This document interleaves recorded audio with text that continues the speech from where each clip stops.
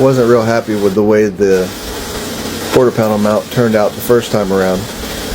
The angles weren't right, thickness was off, so I decided to cut pieces off of the 85 Corvette that I've still got for a parts car. Using some flat metal and some screws, I decided to bridge it in, get the proper angles, get everything lined up right. And I believe it's going to turn out a whole lot better than it did the first time.